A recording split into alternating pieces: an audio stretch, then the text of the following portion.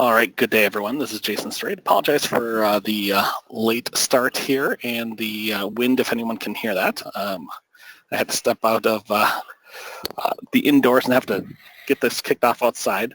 Let's just get going here. So my name is Jason Strait with the Pass Cloud Virtual Group. Today we have David Giard, hopefully I get this right, David Giard as our presenter. Correct me if I get that wrong. Sure, I'll check it out. It's Giard. Giard, okay. And our presentation today is how cloud computing empowers the data scientist. So before I get going here today, I just want to make a few announcements before I hand things over. We do have a number of presentations coming up over the next few weeks. I highly encourage folks to check those out. Good opportunity to learn about using Azure and cloud with your data solutions. If you are interested in presenting, you can send me an email at cloud@pass.org and get things going there. Or if you want, we have a form that you can go out to on our website that gives you the opportunity to submit your presentation. Coming this fall is Pass Summit 2019. Just this past week, they announced all the sessions and time slots for everything at Pass Summit. So go take a look out there if you are planning to go. If you haven't yet registered, there's a couple announcements on that I can provide for you. There is an opportunity for the Pass Summit All Access where you can win a complimentary 3-day registration.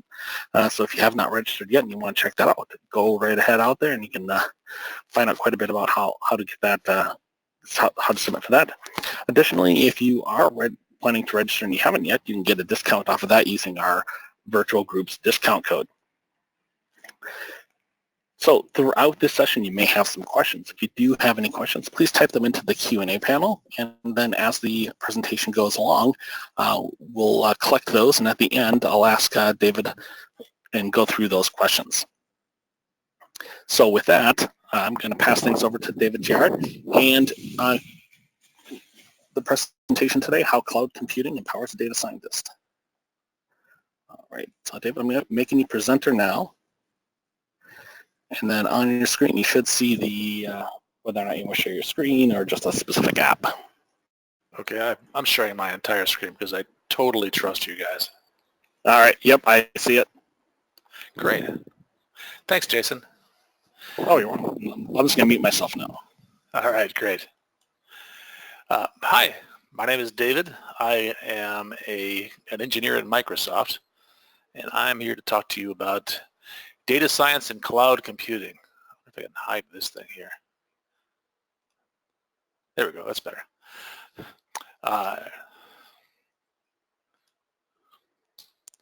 This is me.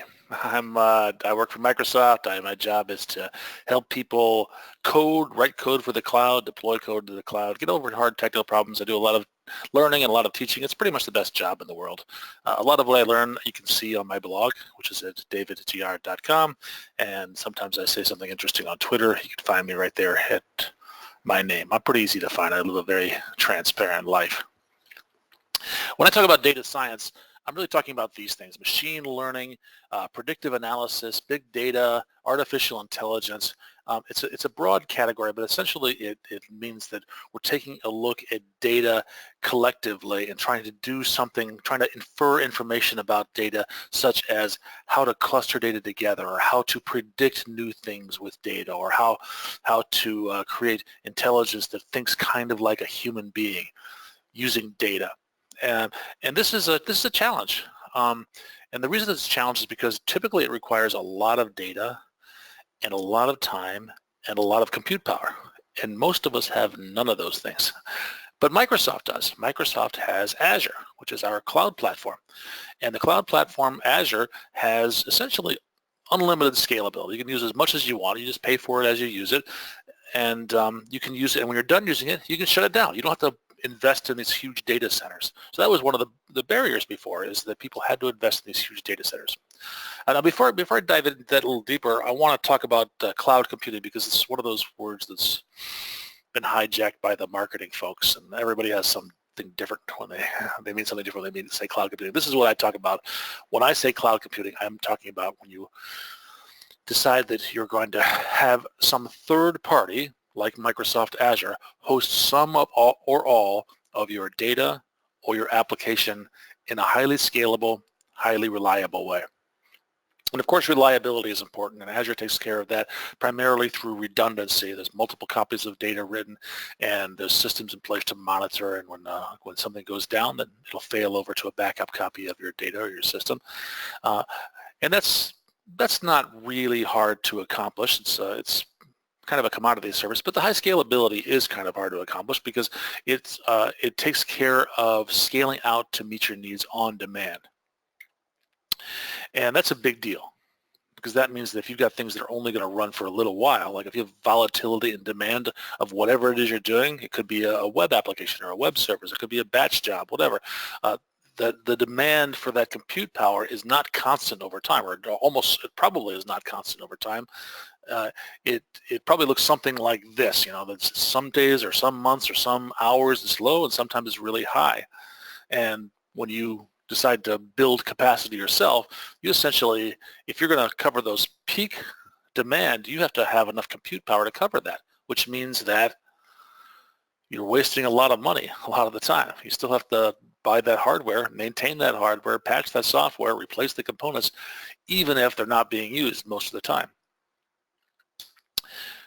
You could average it out if you wanted to. I mean, that's one strategy, but you'd still have some waste, but more importantly, you wouldn't be able to meet your peak demand. Presumably, you're making a lot of money during that peak demand. And that's why the cloud is really important, because the cloud lets you do something like this to say, when demand is high, throw more compute power at it. And when demand is low, throw less compute power at it. Because you're renting that compute power instead of buying it, you only pay for it while you're using it. So it makes sense to scale it out when demand is high and scale it back and pay less when demand is low. It might not be every month. It might be every day or every hour. This ability to auto scale is one of the huge advantages of the cloud, and it's probably the single biggest reason why data science has exploded over the last few years, is because now, data science demand tends to look like this. Like, I want to run something like crazy for a few hours, and then I'm not going to use it again for a couple of days. I want to do some serious number crunching, because data science tends to be an iterative process, looking at data, making an educated guess, and then refining our model, running it through again, seeing if our guess is any better, things like that. Well, it's crunching a lot of data in a short period of time, and then sitting idle for a long time. So generally speaking, the more volatility you have in that demand for compute power, the more it makes sense to rent compute resources, as in cloud computing, rather than buy compute resources, which you would do if you had your own data center. So this is the advantage of Azure, is that you can cluster and scale, and you can scale dynamically out as you need and back down as you don't need it. And then, of course, the reliability is also important. You want to make sure your data is safe and your models are backed up and so on. This is just my little PowerPoint foo to show that dynamically, your application can run on multiple servers at a time, and it can scale out, and you can actually add new servers to them dynamically if you want to. If 5 wasn't enough, you need 2 more, not a problem. You'll just pay for them, and the cost tends to scale linearly. So 4 servers cost twice as much as 2 servers, and so on, or cost twice as much per hour. All this configuration, by the way, is stored in blob storage. So when you shut these things down, you're not losing all your configuration. You're not losing your code. It's all stored away for you. When you recreate your clusters, it all gets pushed back out and is reused again. And there we are. Here's my little thing showing recreating a cluster. All right, these are the tools I want to talk about that are available inside of Azure. Most of what I've talked about so far is just generically. This is cloud computing could take care of this. These are the tools that are specific to Azure. And this slide, I'm going to change it slightly because I just added a new thing to it. The machine learning workspace is brand new. It's still in preview, but I'll show you that. And it really incorporates some of the other things. But rather than going through this list, I'll just go through them one at a time. The first thing I want to talk about is Azure Notebooks. And Azure Notebooks are simply Jupyter Notebooks deployed to Azure. Jupyter Notebooks, for those that don't know, are a combination of executable code and formatted text. So they're really ideal for having code that'll execute dynamically and then documenting that code. And that might make sense if you're writing a tutorial, if you're doing some reporting, you want to explain those reports, if you want to write some unit tests and have the ability to run the tests and also have the documentation explaining those tests. directly within that document. Jupyter Notebooks are a great way to do it. They're deployed through HTTP, and they're available. This is an open source technology. You can install them and run them locally if you want to. You can deploy them to your web server, or you can just go to notebooks.azure.com and for free create some Azure notebooks. And we can write code in Python or R or SQL. So a number of languages that are supported. With tools like R and Python, one of the nice things about those is that they support a really rich plugin architecture. So the R and Python aren't huge languages, but they're really popular among data scientists because they support all sorts of tools for manipulating data. These are libraries you can plug into it for visualizing data, for reports, for graphs, and so on. For doing statistical analysis, here's an example of what do I have, a Pi data set and Matplotlib, which is displaying a graph down at the bottom of this. Let me show you a demo. If I go to here and I go to notebooks.azure.com, and I'm just here, so I signed in. It might ask me to sign in if I hadn't. And then I will go to, let me see, my projects up here. And here I've actually got a library like this, and I can create a brand new Jupyter Notebook this way. I can also create a folder and organize these things a little bit better than I have right now. But when I create a book, it asks me, okay, what's the default language? Is it F#? Is it R? Is it Python 3? Is it Python 2? I have to give it a name. I'll call this one Pass Cloud Demo, and click New right here.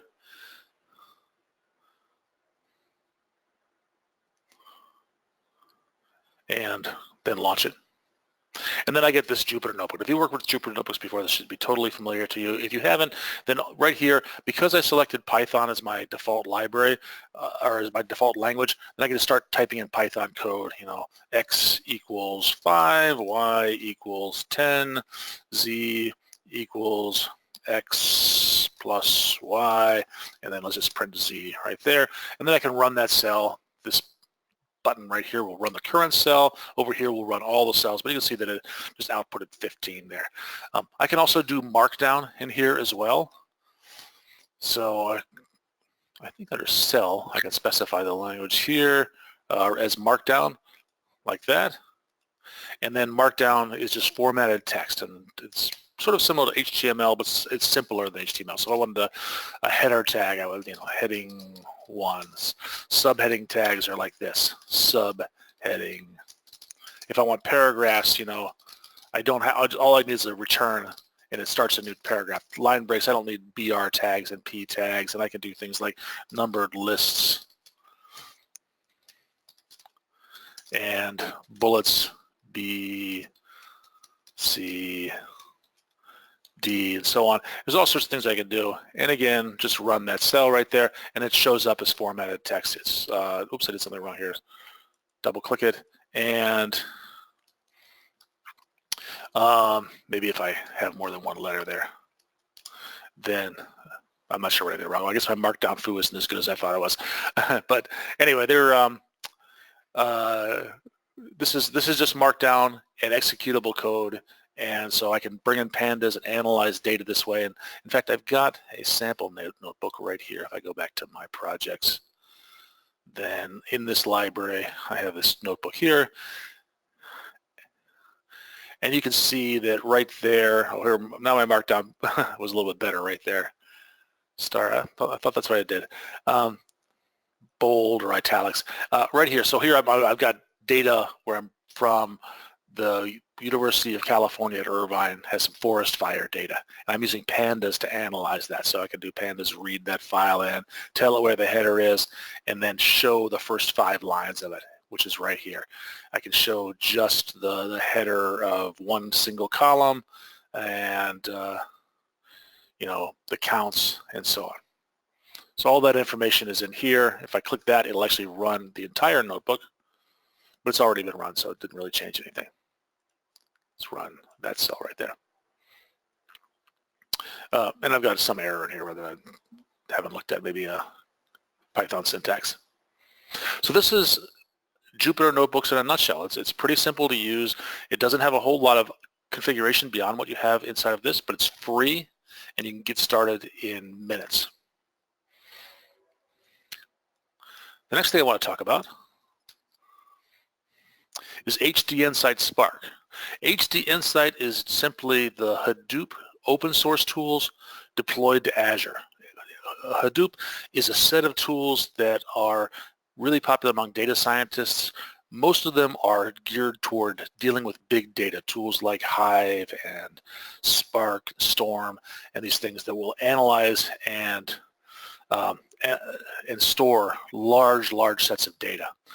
Spark is just a general purpose compute engine that's included with that. So what HD Insight does is it's Hadoop deployed on Azure, all these Hadoop tools like Spark deployed onto Azure, and it's made easy. The parts of it, the plumbing parts of it, like the clustering and the scaling and the auto scaling, those are all made easy for you. The virtual networks, you can just set those up with a few clicks of a button. So you don't have to worry about that. You can focus on just writing your code. And there's some tools in here to monitor your disk usage and make sure it's running well. And there are also tools for quickly creating code, deploying modules. Typically, you can either deploy them as a jar file, and there's a plugin for Visual Studio that will allow you to compile .NET code to a jar file, or you can deploy notebooks. For example, Jupyter Notebooks are supported, something called Zeppelin Notebooks, which are sort of a competitor to Jupyter Notebooks, but they're a little bit more configurable, but they're not quite as full-featured, so some people like that. Another tool that's kind of similar to that is Azure Databricks, and Azure Databricks is a tool for deploying Spark clusters with a few extra features on top of them. So some ease of use. If you want to just create clusters and deploy notebooks to them, Azure Databricks is a great way to do this. Databricks is, I don't think it's an open source project. It is a commercial product. There's a Databricks company out there that handles this, but Azure supports that, and we deployed it as a service on Azure. So you can simply create a Databricks environment, or I think it's called a workspace, and then launch that workspace and you get something like this, where some interface that looks like this, where you can create a new notebook or a new job or a new cluster and run that code over and over again. You can store data in it. And it's essentially Spark with a little bit of extra syntactic sugar on top of it to make it a little bit easier to use. All right, let me show you this. And I'll show you both, actually. It takes a while to create these, so I've actually created these ahead of time, but I want to go through and show you how to do it. This is the Azure portal. If you don't have Azure today, you can go to Azure.com is what I just tell people. That'll redirect you to the right place. Azure.com right here. If you don't have Azure, click Start Free. I think you get a 30-day free trial and like $100 credits used. You can do that. If you have MSDN, you already have Azure available to you. So if your employer is giving you MSDN to work with, Azure should be part of that, and how much you get per month depends upon the level of MSDN. But if you're not using that, you're doing yourself a disservice, because whatever for the maximum amount I think is $150, and if you don't use that $150 or $150 a month, if you don't use it this month, you don't get extra next month. It just goes away. So experimenting with Azure, learning Azure are perfectly valid ways to use it for your employer. You're making yourself more valuable to them. That's why they've invested in MSDN for you. All right, that's an aside. I wanted to say you're here. I'm in the Azure.com. I click on Portal right here, and from this is where I can create Azure. I've already signed in. It may ask you to log in, but I've done that already. And the way we do anything in Azure inside the portal is we click this big green plus button up here, create a resource. I click create a resource, and if I want to, for example, to create a Spark cluster, it's this simple. I type in Spark, actually, I'm sorry, I type in HD Insight right here. And within HD Insight, it explains a little bit with links to documentation. I click on create, and then it asks me things like, what I'm going to name it. I always name my demos DG test something, and that way I know it's a demo I can delete later on. DG is my initials. So I'll call it DG test pass Spark. How about that? Select my subscription. What type of cluster? Here's where I could be a Hadoop cluster, a Spark, HBase, Storm. All these things are available to me. For Spark, I do that. You can see that some of them were available on both Linux and Unix or Windows and Linux. Spark is only available on Linux. I think it used to be at one time available on Windows as well, but nobody was picking it. It's the Hadoop crowd really came out of the Linux base, and so that's where a lot of people prefer to use it. So it's Spark. We give it an admin user. I can override that if I want, but I have to put a password in here. And if I wanted to remote to it using SSH, then I need a user for that. And I could use the same password. That's fine. I have to put it in a resource group. Resource groups are just an organizational unit so you can manage things together. For example, all my demos I'm doing today are all in the same resource group. I give it a location. That's important if I wanted to connect to some data source. I probably want that to be my Spark cluster to be close to that data source. I want to think about that to reduce the latency, and I click next, and then it'll validate that I filled everything in correctly, and then there'll be a button that says create. And I'm not going to click the create button right now, and the reason I'm not going to is it takes about 20 minutes to launch this thing. However, I did actually create one. Let's get rid of that. I created one this morning, and I called it DG Test Spark, and it's right here. And I come in here and I go click on Jupyter Notebooks right there and bring up here. I could create a brand new Jupyter Notebooks. Or what's interesting is that in here there's actually some sample notebooks, and this is really nice because these sample notebooks are actually tutorials about how to use Spark. So some markup here describing how to do things with images and so on, and some sample code, how do you get help? Right there. It'll execute that cell. It'll tell you that. Find out information about the system. There it is right there. Configure your cluster. It'll do that. It's got to start up the Spark cluster, which might take a minute here.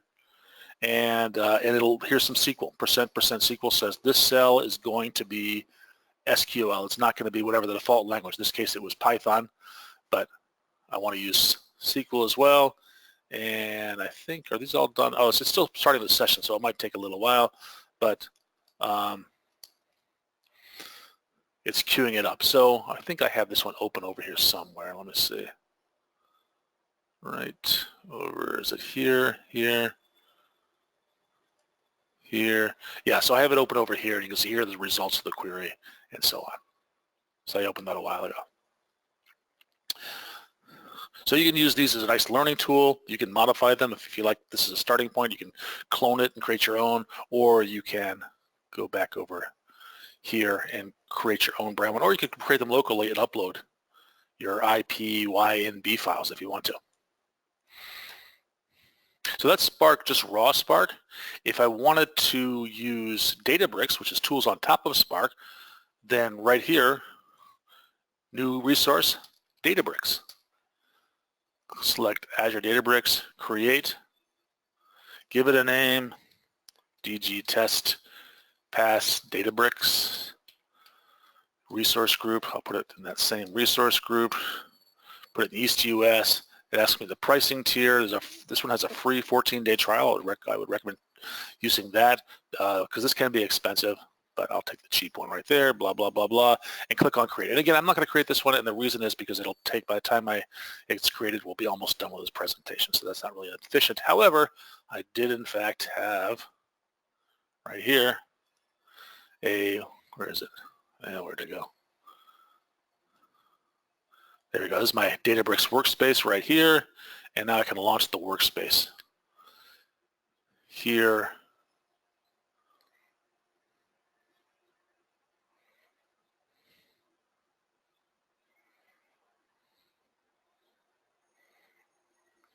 And I see that I actually did this. I've launched it over here. So here's my home. There's a dashboard. You can see I've created a notebook right here, something called an mflow. If I want to create a new notebook, I could do that here. I always have to create clusters for these things to run on. And I have created one cluster, which is right down data right here, cluster. I have one cluster right here. It's running right now. And some configuration about it. One of the nice things I like about the clusters is that you can set them to terminate after inactivity. So I said after 2 hours of activity, I want this thing to shut down. Clusters do cost money, and because they can be multiple endpoints running at once. There are a lot of compute power. A good rule of thumb in Azure is storage is cheap, compute power is expensive. So if you've got compute power that you're not using, you should always shut it down. So after a certain amount of inactivity, you should have this thing shut down. And then you can create, let me see, let's go back to here, and I can create a new notebook right here, give it a name, test, pass cloud, tell it what kind of a notebook it is, Python, Scala, SQL, or R, and that's just the default. You can actually override that. Tell it what cluster to run on, right there, and there's my notebook, and I can do things, I don't know, real simple, print, hello, I think that's valid. The one thing that will be, there's a challenge sometimes if your cluster has shut down, just a simple thing like that, it might take 10 minutes to wait for the cluster to start up again because it's a bunch of nodes. But if it's running, it'll go really fast. So these tend to be really long running or big jobs or processing lots and lots of data. And I've said Python, but I can change that in this case. There's no cell menu here to change it, but you can use this. I think it's %MD makes it a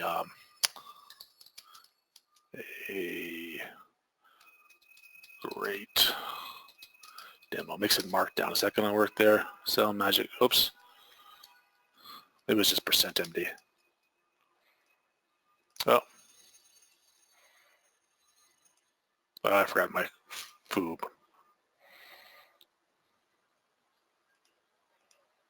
Let's get rid of that. So, well, I forgot one of my markdown codes were. I have a sample one here. I'll bring up. Let me see. If I go back to the here and bring this notebook here, what I do, just %MD was what it should have been. %MD, and then there I've added some markdown right here. This is how you do italics and bold and markdown. So if I run this thing here, run that cell, it should output, what, 8 plus 10 is 18, and it did. And right here, this will just run that one. It'll just render that markdown.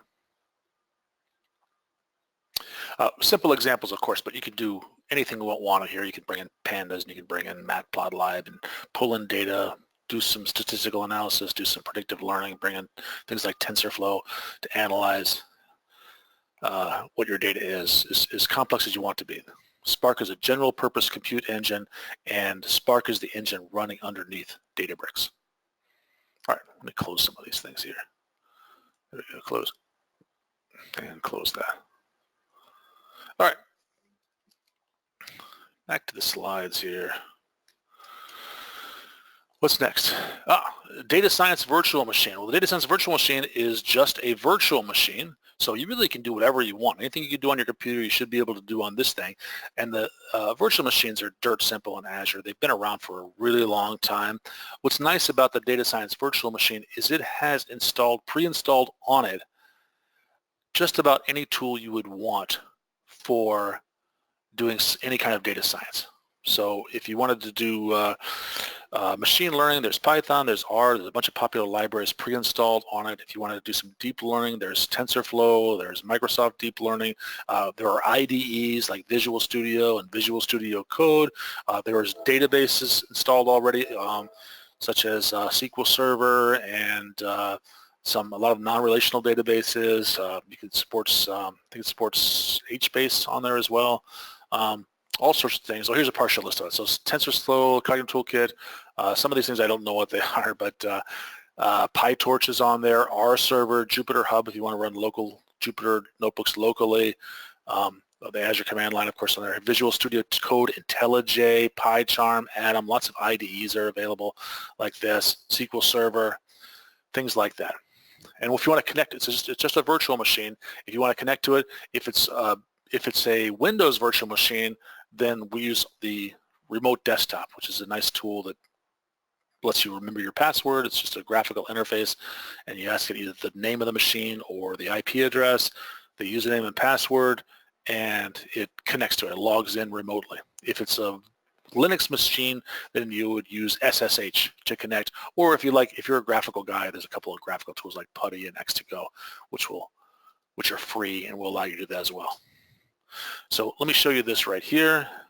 I have in my portal, if I want to create a virtual machine, of course I can come down here under compute and find that virtual machine, but it's really, if I know what it's called, I can just type in search data science virtual machine. You can see there's one for Linux, there's two for Linux, one for Ubuntu, one for CentOS, different flavors of Linux, and one for Windows. Pick what you want. Here it tells you some of the stuff that's installed. Click on that, it'll show you even more of the capabilities of it. And back to here, click create right here, and then right here just walks you through resource group. I'm going to put it in DG test data sci, the name of the machine, DG test pass cloud VM. I'll put it in East US, how about East US 2, that's fine. Availability option, and then things like if you want to have some extra redundancy, there are charges for these things. Click on this, it'll give you more information about why that is. And the size of the machine, again, you can pay more and get a bigger machine if you want to. Whether you want to use SSH key or a password, I like the passwords.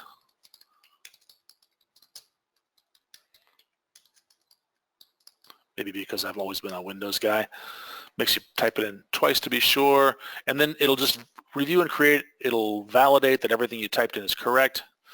I might have missed some information, or maybe something is inconsistent. Like I might have selected a region in which the data science virtual machine is not available. Not there's dozens of regions around the world, and not everyone supports every single feature in Azure. And do that, and then click create. I'm not going to click create here again because it takes time to create that, and I've already done so. I've already created one. So if I go back to my dashboard, I can bring up a virtual machine. Here is the Linux version of it. Right here, it's running right now. If I click connect, it'll just show me the tools, what the IP address and the port that I need to use. There's the SSH command. I could use that right there. Just copy that into command window, assuming I have bash installed. Or if I use the Windows one right here, then I can also stop and start and restart the machine right here. That's all kind of nice. It's probably a good idea to stop these things as well while you're not using them, because you're getting charged while the machine is running. But right here when I click connect, then I have the option to click on RDP file and open that up, and that will launch this right here, and I log in with my credentials right there, and then it should just connect to it, and I'm logged in pretty much as if I were logged in locally. So if I wanted to open up an IDE, for example, there's Visual Studio Code. I could create my own virtual machine, my own empty virtual machine, and install the stuff myself, but my gosh, what a pain in the neck that is. Do this. If you're doing a lot of data science, start with this machine, and then you can install what you want, or install whatever's missing. If there's some particular tool, some library that you need that isn't on here, then those things are. And now you're focused more, you're spending your time actually building your solutions, not setting up environments. All right, that's a data science virtual machine. What else do we have here? ML Studio. ML Studio actually was just deprecated, I think, in the last few weeks. It used to be at this, but if you go here right now, it'll redirect you to the Azure portal. So I'm going to come back to that.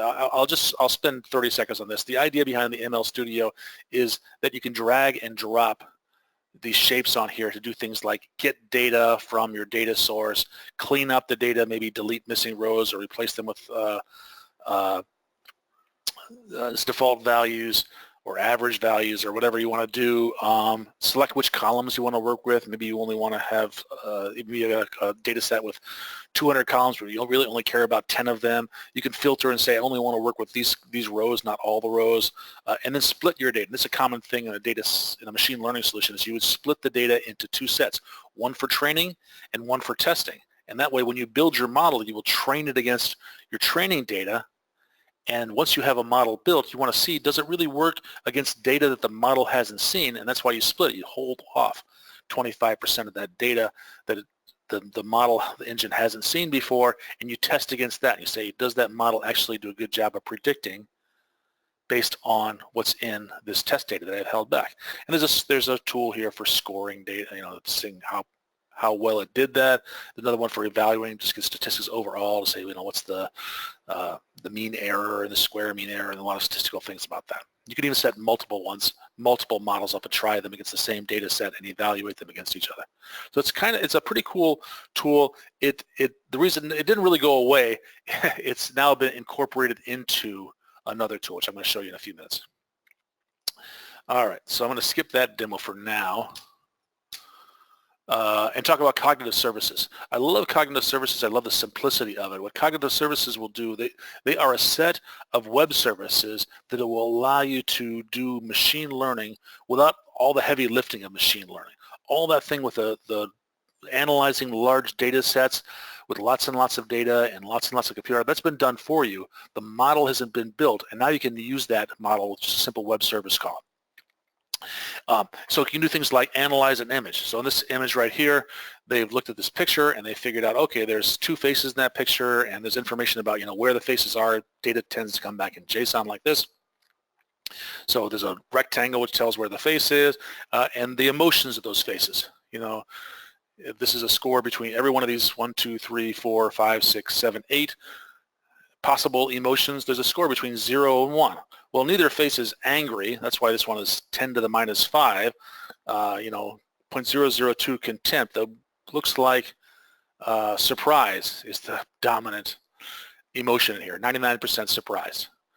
And so you can get an idea in this case for this service. It'll find faces and tell you information about those faces. And somebody's written some JavaScript here to draw a rectangle and display that information on screen, which you could do in your applications.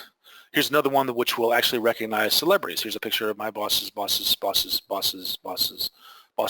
right here, Satya Nadella, and it would recognize him. And so if you wanted to feed the picture of, you got a picture, you saw this guy at the mall, and you're sure he was famous, you could take his picture and have an app that tells you, oh, that's John Malkovich.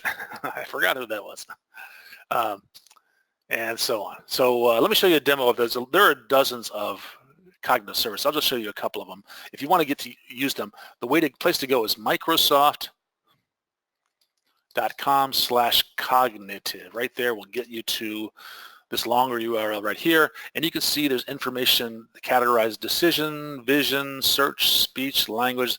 It's categorized in different ways. Now I drill down to one of these, like the vision API, you can see that's subcategorized into computer vision, face, ink recognizer, video indexer, custom vision, form recognizer, all these things. And if I drill down into computer vision, you'll see that there's all these APIs like analyze an image or analyze, do optical character recognition from pictures of text to text. And you can do that with handwritten text or with printed text, recognizing celebrities, analyzing videos, generating thumbnails. All this stuff is available. So there's a huge number of cognitive services, most of which are just a simple web service call.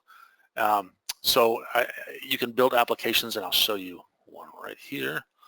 Let's see. I have an image analysis one that I wrote in C#,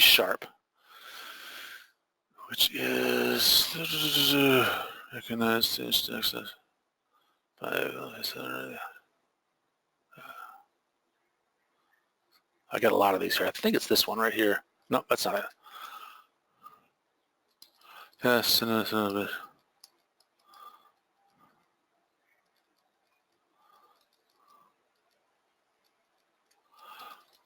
that's it right there. So here's a C# app that I wrote, and it will, if I can find the solution file and open that up, you'll see that there's code in here that'll look at a picture and it'll tell you what's in the picture. It'll tell you a caption, and it will tell you the a bunch of tags, a bunch of keywords for it. The code is, let me find it right here. Here, and so everything requires a key, and you can go into Azure and create that key. Actually, let me show you that really quick. That's important. Create a resource. One of the resources I can create is cognitive services right here, and create a cognitive service right here and give it a name and a location and so on. And these are pretty cheap. If you look at the pricing of them, they are less than a penny per call, like 10 calls a penny or something like that. It depends upon which service you're using, but they're pretty darn cheap. And where am I here? So I've actually already created one. There's only a few questions here. What's the name of it? Where is it? Which do you want to use? There's a free version you can get, which is a little bit limited. You only get like 10 calls per minute, or the paid version, which is really cheap. Put it in the resource group. That's it. And once you've done that, then you can go back to my dashboard here and search for, let me see, all services. No, all resources. I think I got one here called cognitive services. I got a few of them here called cognitive services. And in here, we've got things, the key right here is important, and the URL of the web service I want to call. Those are both important. You'll get that. And so now what I can do is I can use C# code. C# has a library for doing HTTP requests right here. And I've just written some code to pass some information, a picture, to a web service. And that's what it's doing right here. It's calling a web service, it's posting to a web service, to a specific UI, and passing in an image. And when it gets back this response, this HTTP response, it makes sure that it's a response is a 200, meaning okay.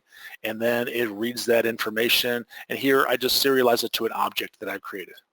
And I pull information out of that object, like the caption, like the tags, a set of tags, and I loop through that. And there's also something called a RACI score.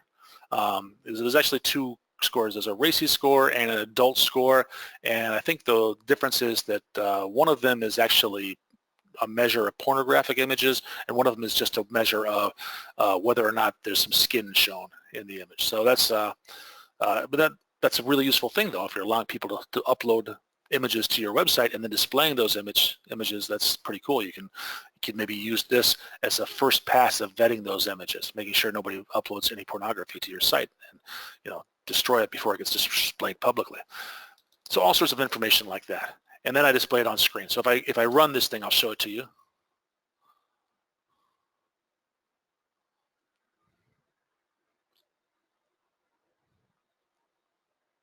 And there's an image right here of a kitten, because it's the internet, there's lots of kittens. I click on Analyze, it calls that web service, it comes back, and it says a bird sitting on top of a cat with its mouth open. Pretty close. There's actually a percentage accuracy that I'm not displaying here. It's could be 80% accurate, could be 50% accurate, but that's what the caption that came up with, and a bunch of tags: cat, animal, white, outdoor, bird sitting, blah blah blah. And you can try that. I've preloaded this with a few images here. A bird flying in the air. This is the RACI image I got. Everybody shield your eyes. It's not that RACI.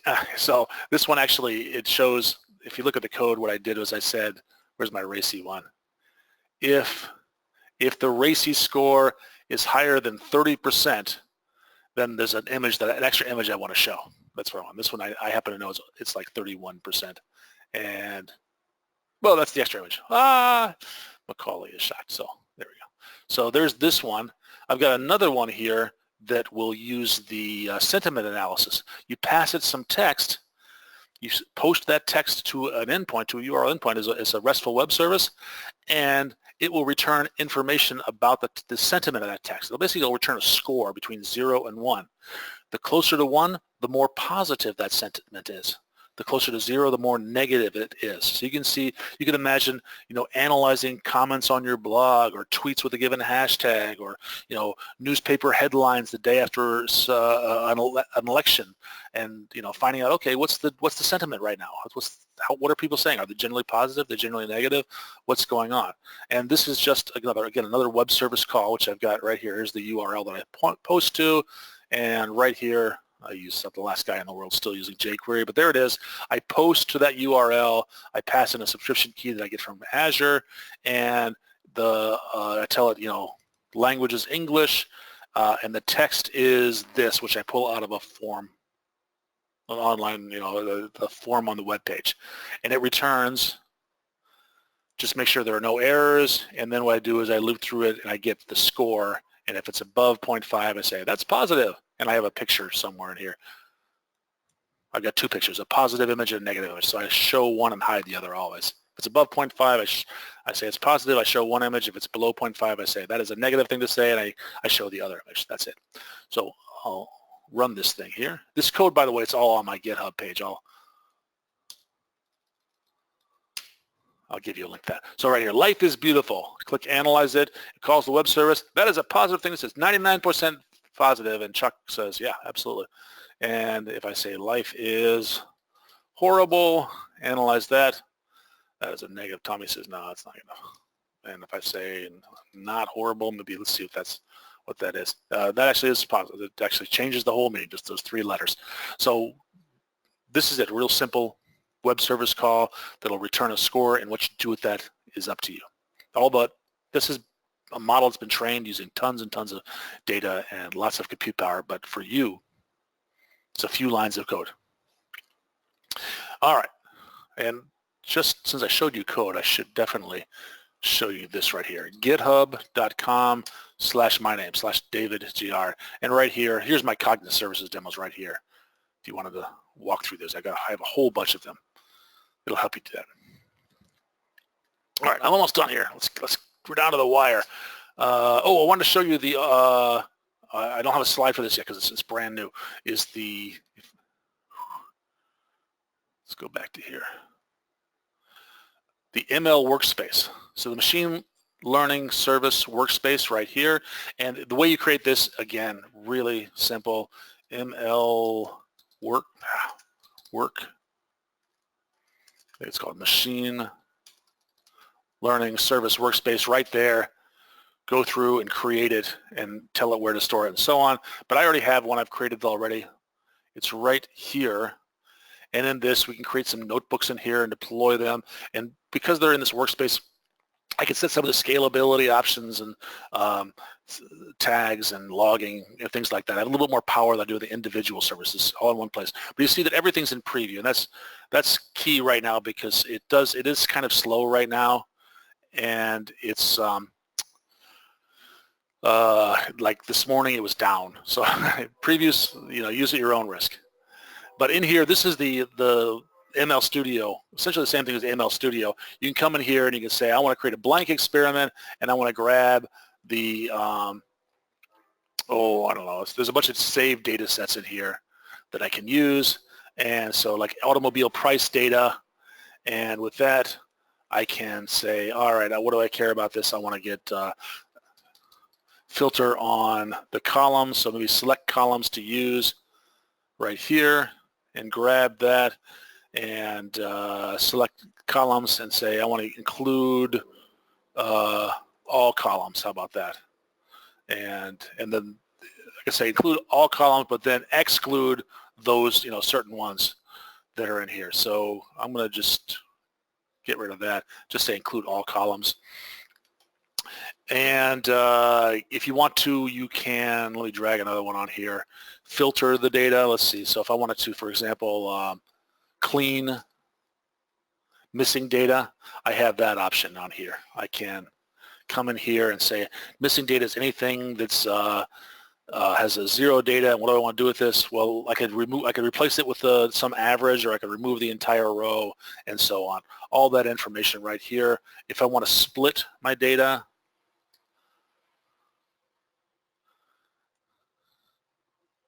just like that, I could say 75 cents per training, and the rest is for testing. And when I train my model, I'd have to train it against some algorithm right here. So here under machine learning, I've got a bunch of models that are available, and the model I think I would use two class logistic regression is one that I've used on this one that works okay, and so on. And then if I wanted to score, this is why we save it back. This is why we test it. So this is the testing part of it. Is I say 75% goes to train the model, and 25% will go to score the model. So one input is the model, and one input is that 25%. And then when that's all done, I can evaluate my model right here, and this will give me some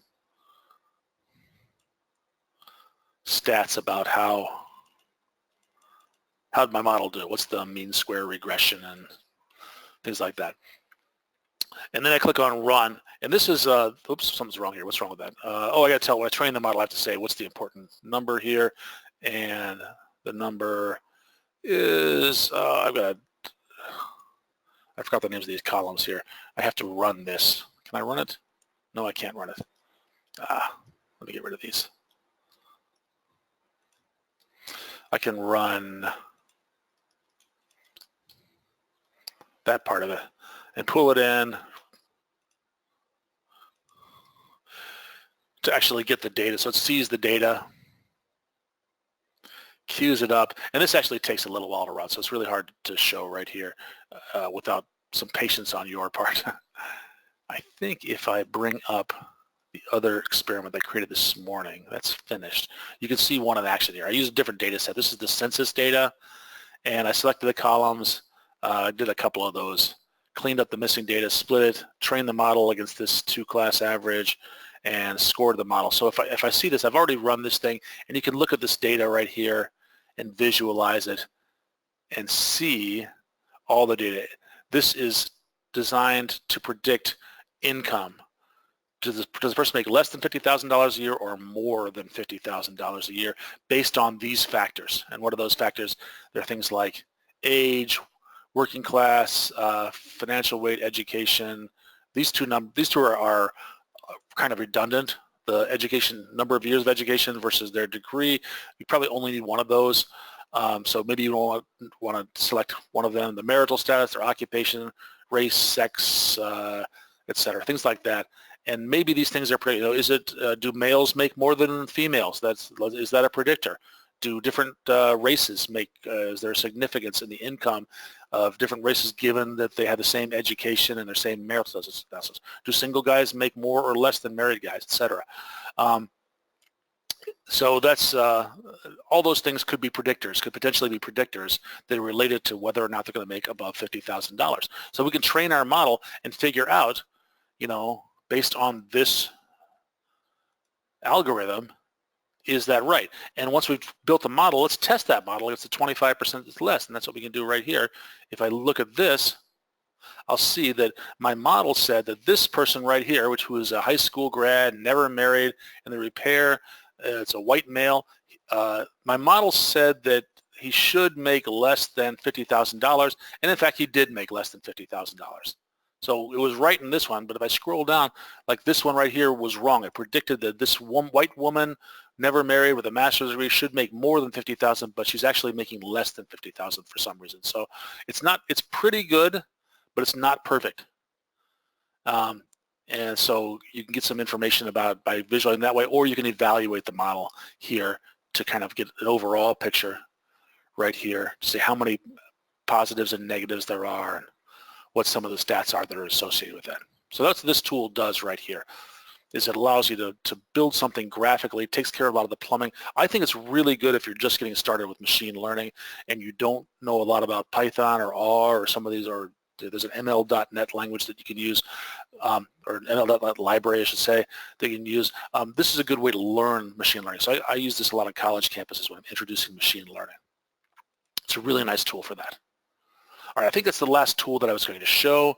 So the last thing I want to talk about is data storage. When you're dealing with data, of course, you want to store the data somewhere. Data storage in Azure tends to be pretty cheap. It's much, much cheaper than compute power, but it's not equally cheap. And so you want to take a look at the pricing. So it's all very transparent. But there is relational databases like Azure SQL database. There's NoSQL databases like Cosmos, and this is a document DB, Azure Storage. There's HBase, which is really designed for big data. And there's all sorts of third-party tools and open source tools. If you want to use MySQL, if you want to use Oracle, those are available to you as well, both as a service and as a on a virtual machine. There are virtual machines that are pre-built with those tools already installed on there. So you have a lot of flexibility on here. If you're already a SQL guy or you've got applications using SQL, by all means, go ahead and use it. If it makes more sense to go with a NoSQL route, do that. You've got all kinds of flexibility there.